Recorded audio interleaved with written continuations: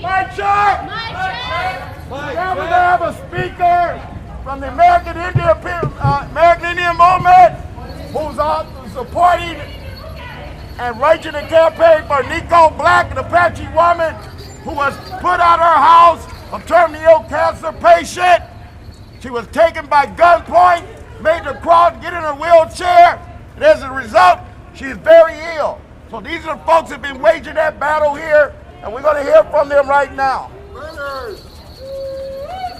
I'm here in representation of the Niko Black family who's struggling right now. She's past her life expectancy. She's a 38-year-old woman with terminal cancer who was never late on a payment. In fact, her home was pretty much paid for. But Wells Fargo and Pacific Atlantic Realty targeted her to steal her home. At 6 o'clock in the morning on October 10th, she was woken out of bed. She actually had to crawl to her wheelchair to show federal court orders to be able to prove that the scam that Wells Fargo was doing was false. It was a scam. The Orange County Sheriff busts down their door with representatives of Wells Fargo. They make lewd comments to her.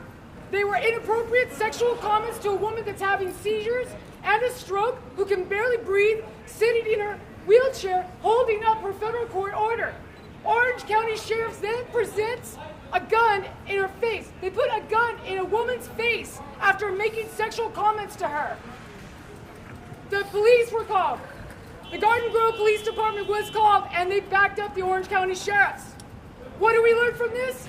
That Wells Fargo, these banks, not only hire these thugs, they hire these thugs to, it's just deplorable. They hire these thugs to insult, to maim, to humiliate, and to hurt innocent people that cannot defend themselves. Niko Black lived by herself. She had no one else to turn to. Thank God we have families that can come together and be there for each other. Niko Black has no one. And think about the metaphor. Here's an American Indian woman being thrown out of her own home. What does that remind you of? This is indigenous land. What they did to us and continue to do, they're going to do to all of you, even the ones that work in this bank. So we need to remember, this is indigenous land. So if I say, whose land is it?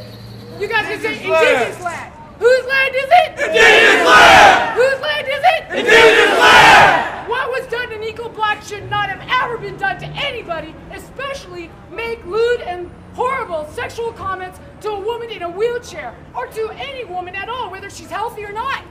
So not only are they using guns, they are using mental rape, a violation, a mental rape to oppress people.